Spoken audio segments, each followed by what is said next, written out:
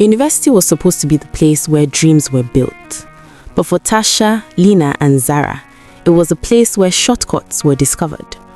They met in their second year and became close, not because they were innocent, but because they understood each other.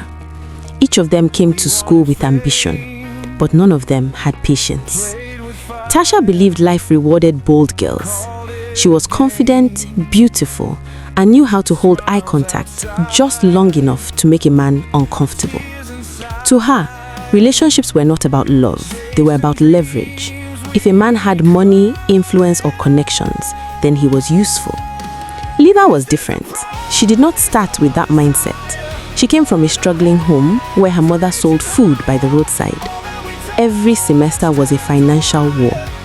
At first, she tried doing things the right way, applying for small campus jobs, managing her little allowance, skipping meals sometimes. But watching other girls live comfortably slowly changed her thinking. Zara was the quiet one, calm, calculating. She spoke less, but observed everything. While Tasha acted boldly and Lina struggled emotionally, Zara planned carefully. She believed if the world was already unfair, then she had the right to play the game smarter. They shared a hostel room and shared secrets too. One evening, after lectures, they sat on their beds discussing bills. School fees had increased again. Departmental dues were pending. Rent for next session was already being discussed. Lina looked stressed. "I'm tired," she said softly. "I can't keep suffering like this." Tasha laughed lightly. "Who told you suffering is compulsory? Look around this campus. Do you think all these girls are surviving on pocket money?" Zara leaned back against the wall. "There are different ways to survive," she added quietly. That was the beginning. At first, it was harmless. Tasha introduced them to a friend who liked sponsoring smart girls. The meetings were simple: dinner, conversation, company. "Nothing serious," she said. Lina hesitated. She still had boundaries. But when her mother called crying about hospital bills back home, something inside her shifted. Desperation can silence morals faster than temptation. Zara didn't hesitate at all. The first time Lina followed Tasha to a private dinner, she felt out of place. The restaurant was too expensive. The men were too confident. The conversation felt transactional, even when it sounded polite. "You are beautiful," one of the men told her. "A girl like you shouldn't be stressing over school fees." Those words stayed in her mind. Within weeks, things changed.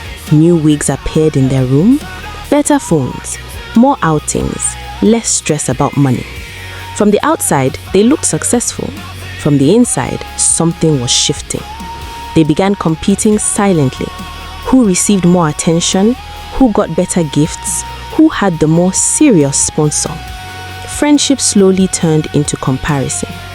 One night, Lina returned to the hostel looking unusually quiet. She locked herself in the bathroom longer than usual. Tasha didn't notice, but Zara did. Later that night, Zara received a message from the same man Tasha once introduced. "I prefer you," the message read. Zara stared at the screen for a long time.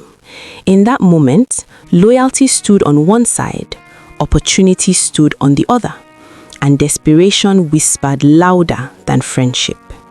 Meanwhile, Lina lay on her bed staring at the ceiling, realizing that the life she thought would be simple was already becoming complicated. The dinners were no longer just dinners. The expectations were increasing, and expectations always come with a price.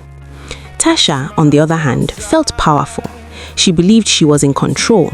She believed she understood the game better than anyone. But sometimes, when you think you are playing the game, you are the one being played. Before the semester would end, jealousy would rise, secrets would break, and one of them would discover that some doors, once opened, can never be closed again. They thought they were choosing luxury.